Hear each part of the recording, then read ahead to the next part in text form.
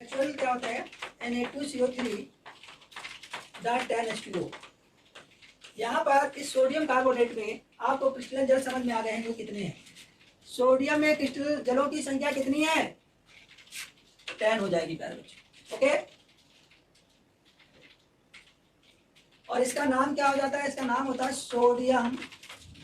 Sodium carbonate decahydrate. Sodium carbonate decahydrate. चलो आगे बढ़ते हैं।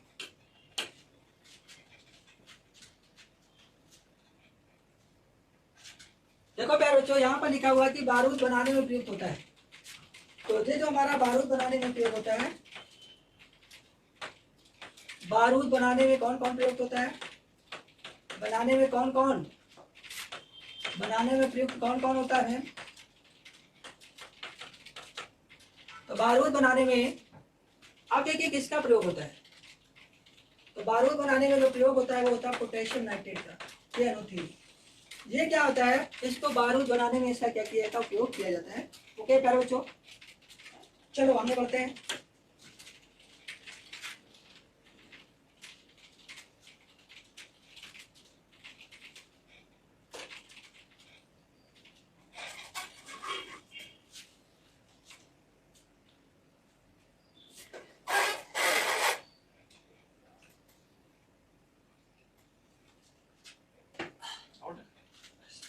चलो बेटा, अब हम लोग आते हैं क्वेश्चन नंबर 18 पे। देखिएगा लिखा हुआ कि सोडियम धातु को सुरक्षित रखने के लिए किस निम्न में रखते हैं? किस में रखते हैं? अल्कोहल में नहीं रखते हैं, ईथर में नहीं रखते हैं, बेंजीन में नहीं रखते हैं, तो केरोसिन तेल में सोडियम धातु को सुरक्षित किस में रखा जाता है? केरोसिन तेल में रखा जाता है। ओके, चलो आगे बढ़ते हैं। अब प्यारे बच्चों, हम लोगों का कैल्शियम है, तो कैल्शियम के बारे में हम लोग डिस्कस करेंगे।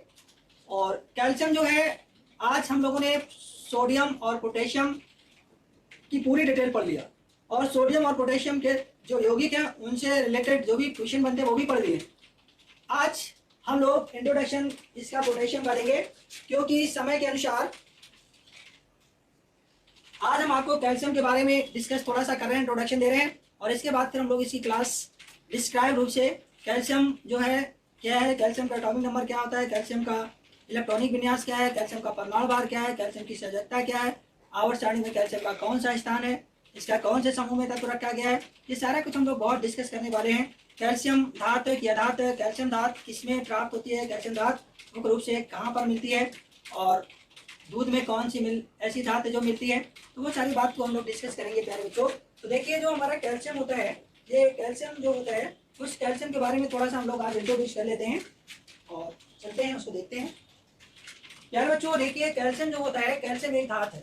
सबसे पहली बात हमारी यही आती है कि कैल्शियम जो होती है, ये कैल्शियम हमारी क्या होती है? धातु होती है। कैल्शियम हमारी एक धातु है, और कैल्शियम एक जो धातु हमारी होती है, तो इस कैल्शियम को Ca से प्रदर्शित करते हैं। किससे प्रदर्शित करते हैं प्यारे बच्चों? कैल्शियम को Ca से प्रदर्शित किया जाता है। कैल्शियम एक धातु है और इसको Ca से क्या करते हैं? प्रदर्शित करते हैं। कैल्शियम धातु क्यों है? तो प्यारे बच्चों, आप लोग जानते हैं धातु के बारे में। धातु वो सभी धातुएं होती हैं जो इलेक्ट्रॉन को क्या करती है? देती हैं। मतलब अगर इलेक्ट्रॉन का त्याग करें, इलेक्ट्रॉन का अगर त्याग करते हैं, जो भी परमाणु इलेक्ट्रॉन का त्याग करते हैं, लगभग वो धातुएं होती हैं, धातु होते हैं।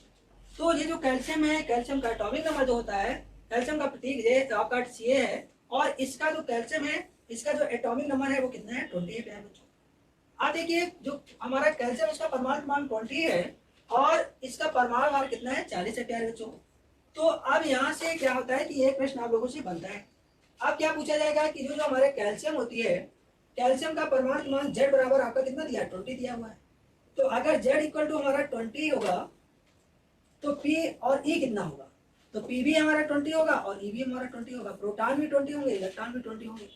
बट प्यारे बच्चों, अगर ये कैल्शियम है, उस कैल्शियम के ऊपर 2 पॉजिटिव चार्ज लगा दिए। अगर जब इस कैल्शियम के ऊपर 2 पॉजिटिव चार्ज लगा दिए जाए, और इसमें अगर आपसे पूछा जाए कि इसमें कितने प्रोटॉन होंगे, इसमें कितने प्रोटॉन होंगे, कितने प्रोटॉन होंगे, कितने प्रोटॉन तथा कितने इलेक्ट्रॉन और न्यूट्रॉन होंगे। अब देखिए यहाँ पर वही रूल फॉलो करेगा, रूल वही फॉलो होगा कि अगर उसके ऊपर कोई धन आवेश आ जाएगा तो आवेश आने की वजह से उसके में इलेक्ट्रॉनों की संख्या क्या हो जाती है, कम हो जाती है।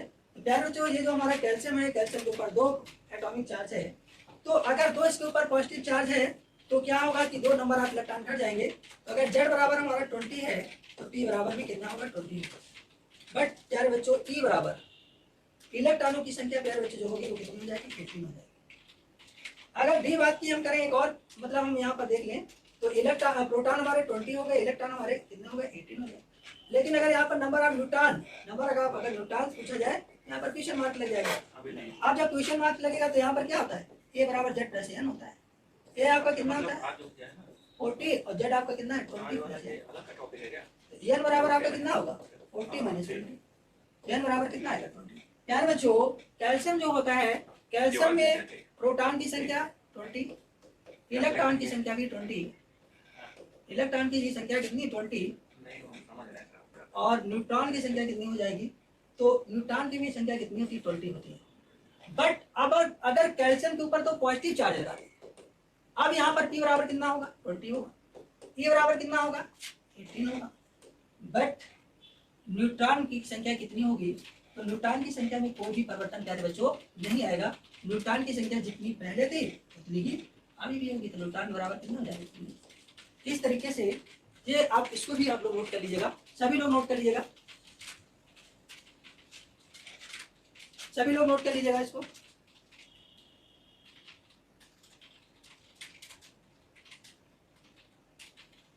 अब यार बच्चों नेक्स्ट बात है कि कैल्शियम धातु का इलेक्ट्रॉनिक विन्यास 2,8,2।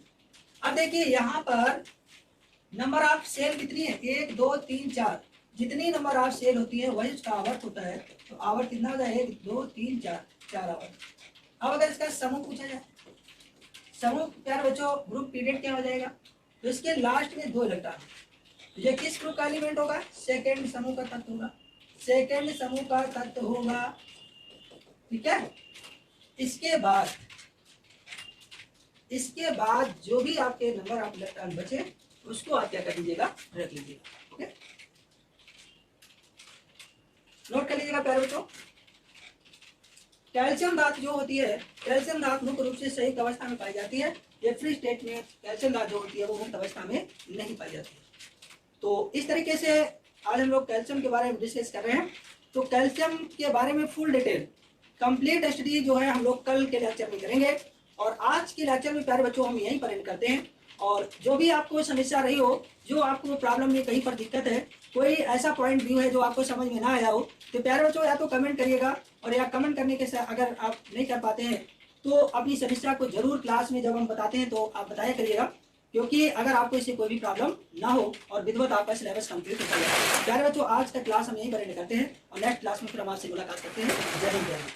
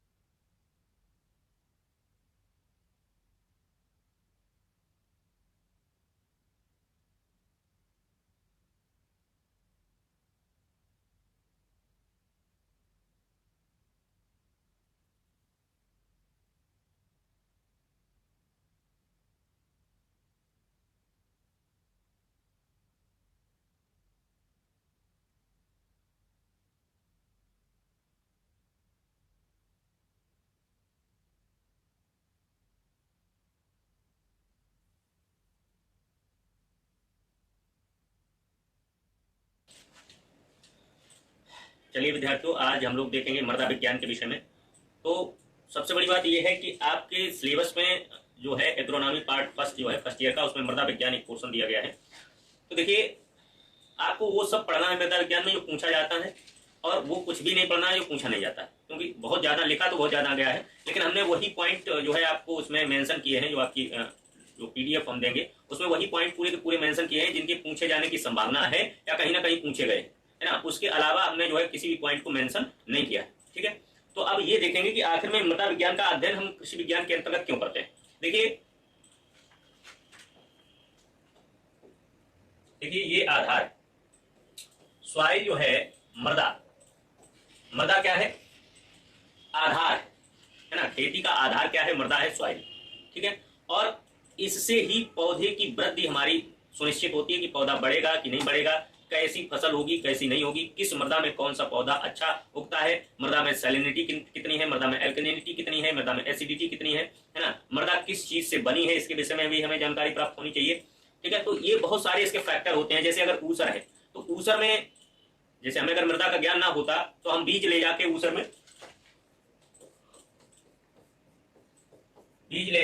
में डाल देते हैं। अब बताइए, हमें तो मृदा का ज्ञान ही नहीं था, हम तो ऐसे जान रहे हैं धरती बराबर है।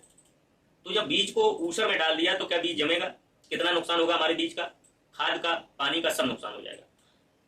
इसी तरीके से समुद्र में फेंक दिया, समुद्र के किनारे वाली जमीन में फेंक दिया तो हमारा कोई भी आउटपुट नहीं निकलेगा। इसीलिए उचित ज्ञान होना चाहिए मृदा का कि हमारी मृदा कैसी है, इसमें कौन कौन से न्यूट्रिएंट्स अवेलेबल हैं, कौन से न्यूट्रिएंट्स अवेलेबल नहीं है, क्या इसमें खनिज लवण,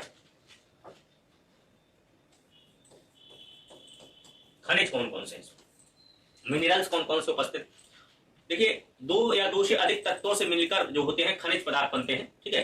जो दो या दो से ज्यादा तत्व जब मिल जाते हैं तो खनिज, जैसे आपका डोलोमाइट हुआ, कैल्शियम मैग्नीशियम को मिला के बनता है, जिप्सम हुआ, कैल्शियम सल्फर से मिला के बनता है। तो इसी प्रकार से बहुत सारे खनिज हैं। ये देखिए सेकेंडरी खनिज हैं जो हमने बताए थे आपको, डोलोमाइट और जिप्सम, ठीक है। और प्राइमरी खनिज भी कुछ होते हैं, जैसे आर्थोक्लेज हुआ, मस्कोबाइट हुआ, बायोटाइट हुआ, हार्नब्लेडे हुआ, ऑगाइट हुआ। This is a primary minerals. कैसे हैं, प्राथमिक खनिज, ठीक है। तो आइए देखते हैं सबसे पहले मृदा के विषय में।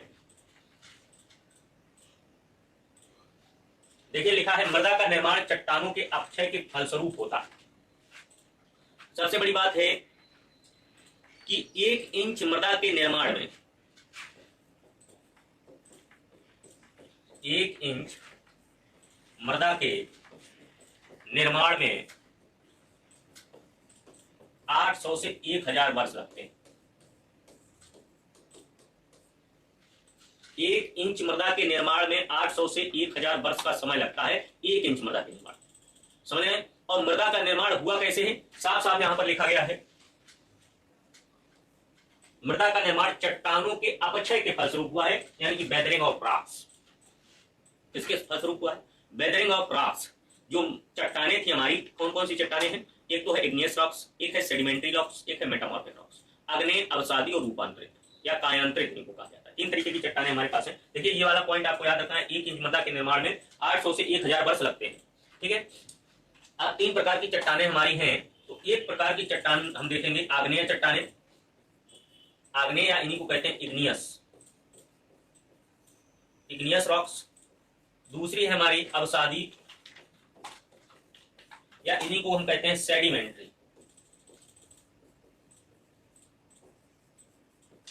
रॉक्स। और तीसरी है हमारी रूपांतरित या इन्हीं को हम कहते हैं मेटामॉर्फिक।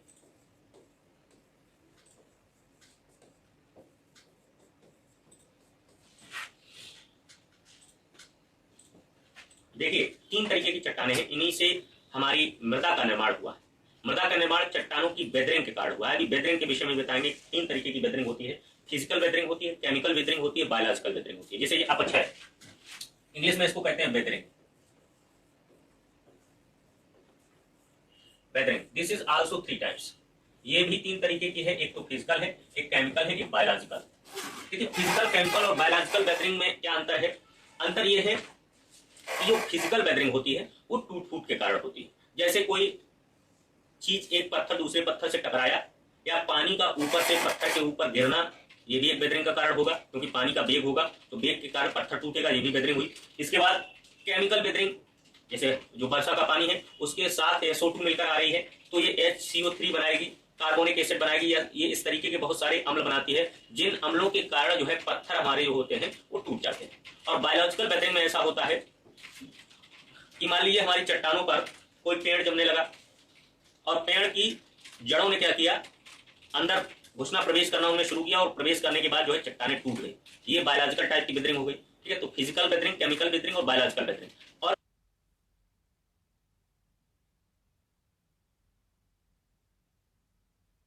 इन्हीं वेदरिंग के बाद चट्टान धीरे धीरे धीरे धीरे टूटती जाती है। एक समय ऐसा आता है जब वो क्या बन जाती है, मृदा बन जाती है, लेकिन इसमें बहुत लंबा समय लगता है। और 1 इंच मृदा के निर्माण में हमने आपको बताया था 800 से 1000 वर्ष का समय लगता है।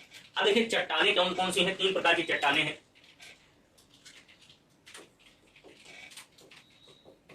देखिए आग्नेय चट्टानें, अवसादी चट्टानें और रूपांतरित चट्टानें। आग्नेय चट्टानों को ही प्राथमिक चट्टानें कहा जाता है, प्राइमरी रॉक्स कहा जाता है, या इन्हीं को आधारीय चट्टानें कहा जाता है। देखिए आग्नेय चट्टानों का निर्माण हुआ कैसे, हम आपको ये बता दें। आग्नेय चट्टानों का निर्माण धरती के अंदर से जो लावा निकला है, लावा निकलने के बाद जो सूख गया है, वही आधारीय आग्नेय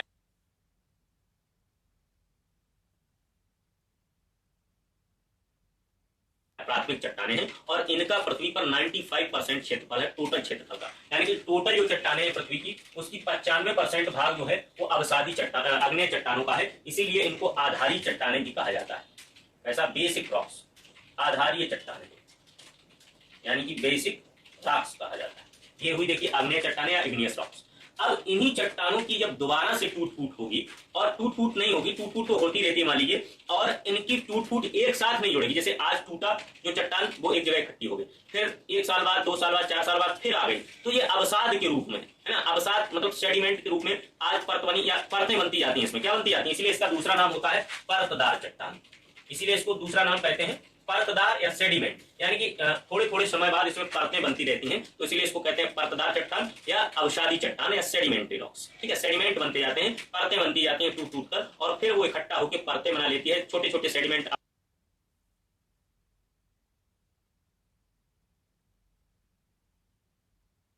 अवसाद आते रहते हैं और जुड़ते रहते हैं समय समय पर। देखा होगा कोई चट्टान ऐसी होती है जिसको आप तोड़ते हैं तो उसमें काफी लेयर्स दिखाई देती होंगी आपको, तो वो सेडिमेंट्री रॉक्स कैसी है, अवसादी चट्टान है, द्वितीयक चट्टान भी इसको कह सकते हैं। कौन सी चट्टान इसी को कहते हैं, इसी को हम द्वितीयक चट्टान भी कहते हैं, सेकेंडरी रॉक्स भी कह सकते हैं। और ये देखिए प्राथमिक है, ये सेकेंडरी है। और इनके बाद भी अगर इनमें वेदरिंग होती है तो जो खनिज होता है वो अपने मूल रूप में चला जाता है टूटने के बाद, तो उसे हम कहते हैं मेटामॉर्फिक रॉक्स या कायांत्रिक रॉक्स।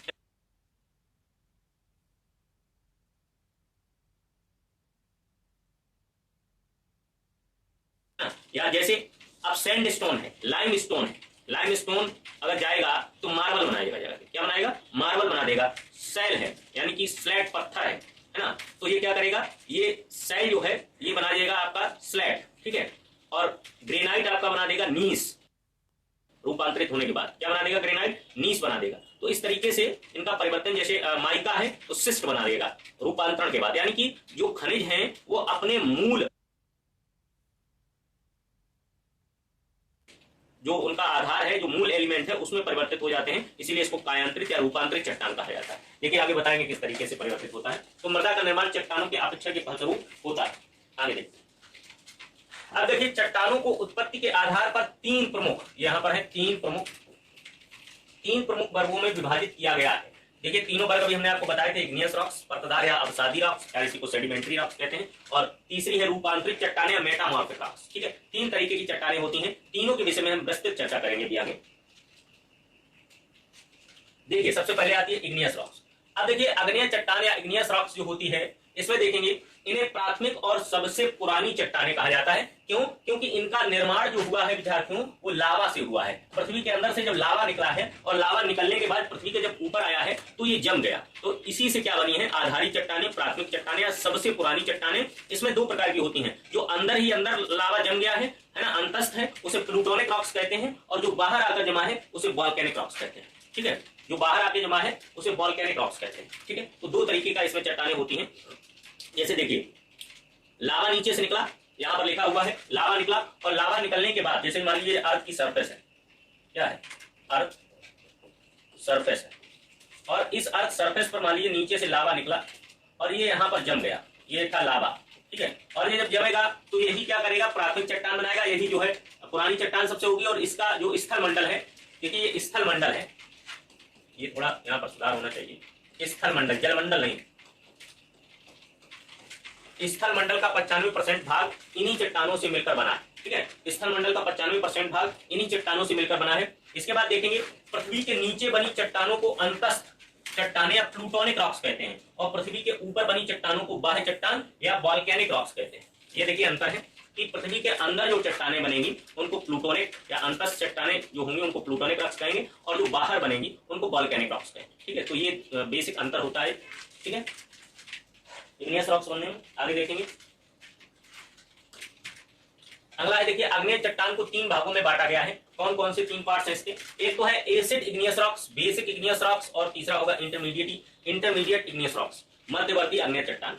एसिड इग्नियस रॉक्स का मतलब है कि जिसमें एसिडिटी ज्यादा है। क्या है? एसिडिटी जिसमें ज्यादा है, यानी कि जिसमें सिलिका की प्रतिशत मात्रा, एसिडिटी देखिए, एसिड इग्नियस रॉक्स उसे कहते हैं जिसमें सिलिका की प्रतिशत मात्रा सबसे अधिक होती है, सबसे अधिक होती है, सिलिका सबसे अधिक है, उसी को एसिड इग्नियस रॉक्स कहते हैं। जैसे इसके एग्जांपल में हम देखेंगे ग्रेनाइट है, और ग्रेनाइट ही परिवर्तित होकर बना देता है नीस, है ना। और नीस जो होती है ये आपका मेटामॉर्फिक रॉक्स है, मेटामॉर्फिक रॉक्स है, ठीक है, ये मेटामॉर्फिक है। इसके बाद रायोलाइट और पिच स्टोन, है ना। रायोलाइट और पिच स्टोन ये अम्लीय चट्टानों के उदाहरण है, ठीक है। इसमें सिलिका की अधिकतम मात्रा 65 से 85% तक होती है। कितनी होती है? 65 to 85% सिलिका होता है। और इसके उदाहरण है आपके ग्रेनाइट, रायोलाइट और पिच स्टोन, रायोलाइट, ठीक है, और पिच स्टोन। तो ये एसिड इग्नियस रॉक्स है। अब बेसिक इग्नियस रॉक्स की अगर बात करेंगे तो इसमें सिलिका की प्रतिशत मात्रा सबसे कम होती है, 45 से 55% तक। इन चट्टानों में सिलिका 45 से 55% तक पाया जाता है। और इसके एग्जाम्पल है बेसाल्ट और गेब्रो। ये देखिए क्षारीय मृदाओं में पाई जाती है। जो क्षारीय मृदा बनती है, क्षारीय मृदा है, क्षारीय मृदाएं देखिए इसी से बनती हैं, बेसाल्ट से। किससे बनेंगी? बेसाल्ट से। और जिसमें ग्रेनाइट होगा वो मृदाएं अम्लीय होंगी, और जिसमें बेसाल्ट होगा वो मृदाएं क्षारीय होंगी। ये मोटा मोटा कंसेप्ट देखिए लिखा भी हुआ है यहाँ पर, अम्लीय अम्लीय चट्टानें और क्षारीय अग्नेय चट्टानें। यानी कि बेसाल्ट जो है क्षार बनाएगा, और जो बेसाल्ट की अत्यधिक मात्रा जो होगी वो अम्ल बताएगा, और कम मात्रा जो होगी वो क्या करेगा, सिलिका की, तो वो बेसाल्ट बनाएगा। और बेसाल्ट जो है क्षारीय मृदाएं कहलाती हैं, या बेसाल्ट की अधिकता वाली मृदाएं जो है क्षारीय मृदाएं कहलाती हैं। सिलिका की मात्रा इसमें कम होती है, और जिसमें सिलिका की मात्रा ज्यादा होगी वो एसिडिक रॉक्स होंगी, और जिसमें सिलिका की मात्रा कम होगी वो हमारी जो है बेसिक रॉक्स होंगी। अगर सिलिका की मात्रा मीडियम है तो उन्हें मध्यवर्ती या इंटरमीडिएट इग्नियस रॉक्स कहते हैं, यानी कि मध्यम आग्नेय चट्टानें कहा जाता है। तो मध्यम आग्नेय चट्टानों में 55 से 65% तक क्या होता है, आपका सिलिका होता है। इसके उदाहरण आपके पास लिखे हुए हैं, सिएनाइट और डायोराइट, ठीक है। सिएनाइट और डायोराइट ये किसके उदाहरण है? इंटरमीडिएट इग्नियस रॉक्स, यानी कि मध्यवर्ती आग्नेय चट्टान, मध्यवर्ती आग्नेय चट्टान के उदाहरण है सिएनाइट, है ना, सिएनाइट और डायोराइट। और ऊपर देखिए आप रायोलाइट है ना, पिच स्टोन है, ग्रेफाइट है, ये सब एसिड इग्नियस रॉक्स के उदाहरण है। बेसाल्ट और गेब्रो जो है बेसिक इग्नियस रॉक्स के उदाहरण है। सिएनाइट और जो है डायोराइट ये आपके उदाहरण है जो इंटरमीडिएट इग्नियस रॉक्स के उदाहरण है। तो आपकी इग्नियस रॉक्स की बात यहाँ पर समाप्त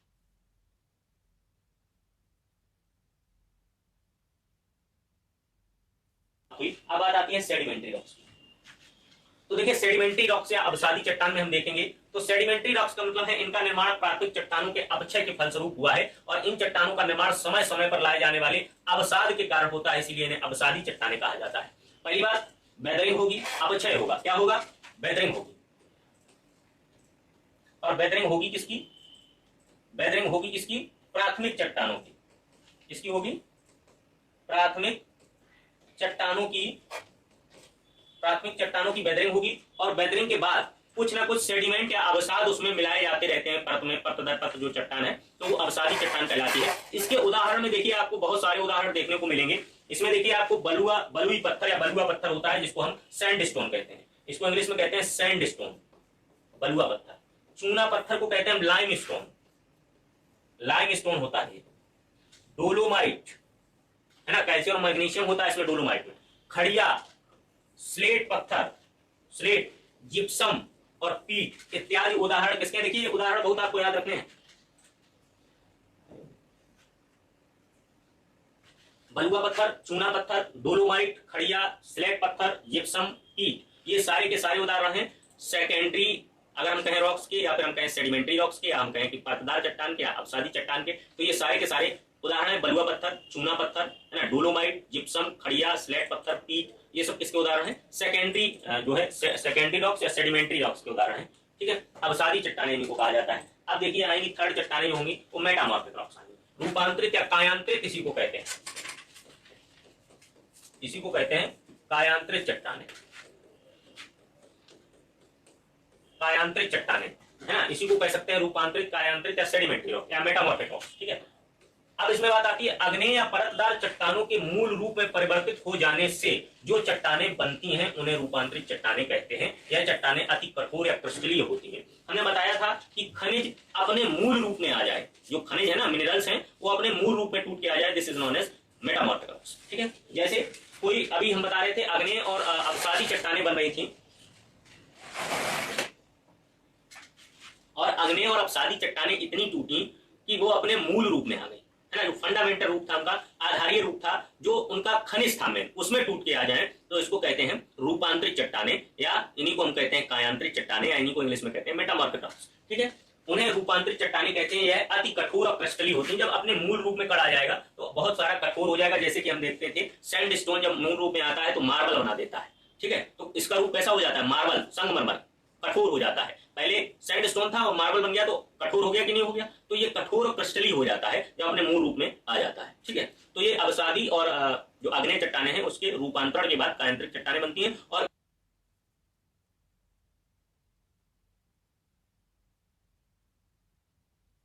इसमें खनिज अपने मूल रूप में आ जाते हैं, उसी को रूपांतरित, कायांतरित या मेटामॉर्फिक रॉक्स कहते हैं। इसके उदाहरण हम देखेंगे संगमरमर, क्वार्टजाइट, स्लेट, सिस्ट, नीस, कोयला, ये सब किसके उदाहरण हैं? कायांतरिक चट्टानों के या रूपांतरित चट्टानों के या मेटामॉर्फिक रॉक्स के एग्जांपल हैं। सभी एग्जांपल याद रखना है, संगमरमर, क्वार्टजाइट, सिस्ट, स्लेट, नीस, कोयला। ठीक है, ये सब। अभी हम आपसे पूछेंगे पीट किसका उदाहरण है, कौन सी प्रकार की चट्टान है पीट, तो आप तुरंत बताएंगे सेडिमेंट्री रॉक्स है। डायोराइट, रायोलाइट, साइनाइट, है ना, इस प्रकार से अगर पूछते हैं तुरंत आप कहिएगा इग्नियस रॉक्स है। ठीक है, इतना ही पूछा जाएगा कि ग्रेनाइट क्या है, बेसाल्ट क्या है, गेब्रो क्या है, तो आप तुरंत जो है जवाब दीजिए कौन सी चट्टान ये है। पूछ देगा कि लाइमस्टोन क्या है, सैंडस्टोन क्या है ना, जिप्सम क्या है, डोलोमाइट क्या है, तो तुरंत आपकी जबान पर होना चाहिए सिस्ट क्या है, नीस क्या है, किस तरीके की चट्टानें हैं, तो आप तुरंत इनको जो है याद कर लीजिए पूरा का पूरा इसके उदाहरण, और यहीं से प्रश्न पूछा जाता है। अब देखिए मूल चट्टान और रूपांतरित चट्टान देखिए कैसे बनी है, कौन चट्टान से कौन सी चट्टान बनी है मूल से रूपांतरित। देखिए बलुआ पत्थर था, सैंडस्टोन था, तो सैंडस्टोन का रूपांतरण जब हुआ तो क्वार्टजाइट बना दिया। देखिए लाइमस्टोन का रूपांतरण हुआ तो मार्बल बना दिया। सेल का या स्लेटी पत्थर का हुआ तो स्लेट बना दिया। ठीक है, ये सारे उदाहरण है किसके हैं? ये मेटामॉर्फिक रॉक्स के उदाहरण है। किसके हैं? मेटामॉर्फिक, यानी कि रूपांतरित चट्टान के उदाहरण है। ये किसके उदाहरण है? मेटामॉर्फिक रॉक्स के उदाहरण है। ठीक है, और इधर देखिए ये जो है आपकी, ये कौन सी चट्टान है? ये आपकी चट्टान है सेडिमेंट्री, है ना, ये भी सेडिमेंट्री है, ये भी सेडिमेंट्री है ना, ये आपकी जो है इग्नियस है ना, ये भी सेडिमेंट्री है। तो इस तरीके से, और इन सारे चट्टानों का जब रूपांतरण हुआ तो देखिए आप क्या क्या बन रहा है। पीछे की तरफ आपने देखा कि बलुआ सैंडस्टोन से क्वार्टजाइट बन रहा है, क्वार्ट्ज बन रहा है, सेल से स्लेट बन रहा है, लाइमस्टोन से मार्बल बन रहा है, पीट से कोल बन रहा है। पीट उदाहरण हमने आपको बताया था, पीट किस चट्टान का उदाहरण है, तो सेडिमेंट्री का है। अभ्रक माइका से सिस्ट बन रहा है, और ग्रेनाइट से नीस बन रहा है। ठीक है, और नीस जो है उदाहरण है। ये सारे के सारे रूपांतरित या कायांतरिक चट्टानों के उदाहरण है। ये सारी कायांतरित या रूपांतरित चट्टानें, कायांतरित भी इसी को कहते हैं, या इसी को हम रूपांतरित कहते हैं। ठीक है, या इसी को हम मेटामॉर्फिक कहते हैं, मेटामॉर्फिक रॉक्स कहते हैं। ठीक है, इतना आपको याद रखना है विधिवत तरीके से, इसी से पूछा जाएगा अगर आएगा। आगे देखते हैं, अगला है मृदा उत्पादन में खनिज पदार्थों का प्रमुख योगदान होता है। खनिज पदार्थ दो या दो से अधिक तत्वों के सहयोग से बने होते हैं। ठीक है, अब बात आएगी कौन कौन से खनिजों से मृदा का निर्माण होता है। देखिए मृदा के उत्पादन में यानी कि निर्माण में खनिजों की प्रमुख भूमिका है। मेन भूमिका जो है वो खनिजों की है। और खनिज जो होते हैं किससे बने हैं? जैसे कि जिप्सम, जिप्सम खनिज है मान लीजिए। अब कह रहा है ना खनिज दो या दो से अधिक तत्वों के संयोग से बने होते हैं। देखिए CaSO4 है इंटू ट्वाइस H2O, जिप्सम हो गया ना। अब ये कितने तत्व हैं इसमें? देखिए कहा गया ना खनिज दो या दो से अधिक तत्वों के संयोग से बने होते हैं, और खनिजों के द्वारा ही समझिए मृदा का उत्पादन होता है, यानी कि मृदा बनती है। देखिए कैल्शियम है, सल्फर है, SO4 है, कैल्शियम है, जल भी इसके साथ मिला हुआ है, तो ये हो गया है जिप्सम, है ना। तो दो या दो से अधिक तत्वों के संयोग से बना है, दो है या दो से अधिक तत्व है, तो ये होगी खनिज। अब खनिजों की बात करेंगे कि कौन प्राथमिक खनिज है और कौन द्वितीयक खनिज है, किस खनिज को कितनी मात्रा जो है चाहिए होती है प्लांट को, या फिर मृदा में कौन सी खनिज कितने % होती है, ठीक है, किसे प्राथमिक खनिज कहते हैं, किसे द्वितीयक खनिज कहते हैं। तो पहले देखेंगे हम प्राथमिक खनिज के विषय में। देखिए उत्पत्ति के आधार पर खनिजों का वर्गीकरण अगर हम देखते हैं तो प्राथमिक खनिज देखेंगे, प्राइमरी मिनरल्स। अब देखिए यह मूल चट्टानों के प्रमुख अवयव हैं, इनका रासायनिक संगठन अपरिवर्तित रहता है तथा इनके कणों का आकार 2 या 0.2002 सेंटीमीटर से अधिक होता है, यानी कि ये प्राइमरी है और प्रमुख अवयव हैं ये चट्टानों के, ठीक है। यह मूल चट्टानों के प्रमुख अवयव है, मेन कॉन्स्टिट्यूएंट्स हैं, ये मूल चट्टानों के मेन कॉन्स्टिट्यूएंट्स हैं। इनका रासायनिक संगठन अपरिवर्तित रहता है, यानी कि ज्यादा चेंज नहीं होते हैं, और इनके कणों का आकार थोड़े बड़े टाइप के होते हैं। और जब हम सेकेंडरी में जाएंगे, जब सेकेंडरी मिनरल्स में जाएंगे तो उनका आकार जो होगा वो 2 म्यू के बराबर होगा। ये देखिए इतने छोटे ले जाते हैं जो सेकेंडरी मिनरल्स हैं, और प्राइमरी मिनरल्स होते हैं, मिनरल्स हैं वो 0.002 से लेकर के 2 सेंटीमीटर तक के होते हैं। तो ये प्राइमरी मिनरल्स हो गए और वो जो हो गए सेकेंडरी मिनरल्स हो गए, ठीक है। तो प्राइमरी मिनरल्स के उदाहरण देख लेते हैं हम कौन कौन से हैं, चलिए आगे देखेंगे। देखिए इसके उदाहरण बहुत हैं, इसके उदाहरणों में आपकी आती है क्वार्ट। अभी आपने क्वार्टजाइट पढ़ा था, बताइए विद्यार्थियों क्वार्टजाइट किसका रूपांतरण था, सैंडस्टोन, किसका था, सैंडस्टोन का, मार्बल लाइमस्टोन का, ठीक है। तो क्वार्ट्ज देखेंगे आप, इसमें आता है, इसमें प्राइमरी में, क्योंकि क्वार्ट्ज का जो साइज होता है बड़ा। देखिए हम दिखाते हैं क्वार्ट्ज, क्वार्ट्ज देखिए कैसी होती है।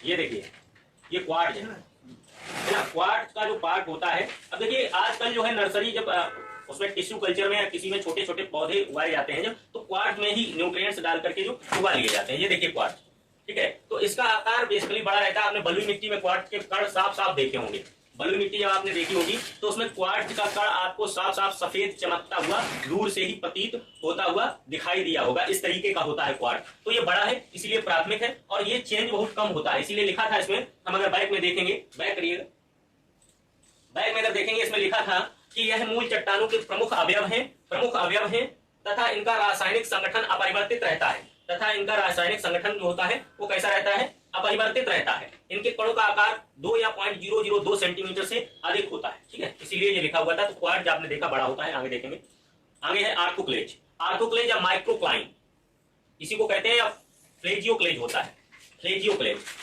है ना, फ्लेजियोक्लेज। ये दोनों मिलाकर के आर्थोक्लेज और फ्लेजियोक्लेज दोनों मिलाकर के फेल्सपार कहलाते हैं, ठीक है। और मस्कोबाइट और बायोटाइट दोनों मिलाकर के माइका कहलाते हैं, और हार्नब्लेडे और ऑगाइट ये भी प्राथमिक खनिज है। देखिए माइका जो होता है वो सैंड और सिल्ट मृदा का निर्माण करता है। माइका, ये आपका माइका लिखा हुआ है, ये आपकी बनाएगा सैंड जो मिट्टी होगी, बलुई यानी कि बलुई मिट्टी के निर्माण में, और साथ साथ में सिल्ट के निर्माण में प्रमुख भूमिका निभाता है।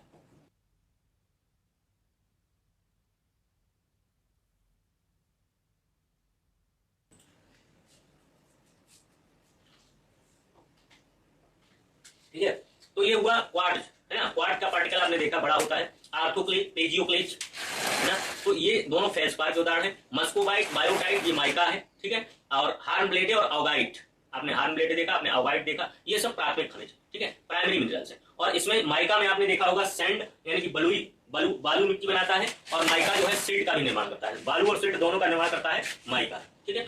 अब देखेंगे हम, देखिए अगर आप देखना चाहें तो आप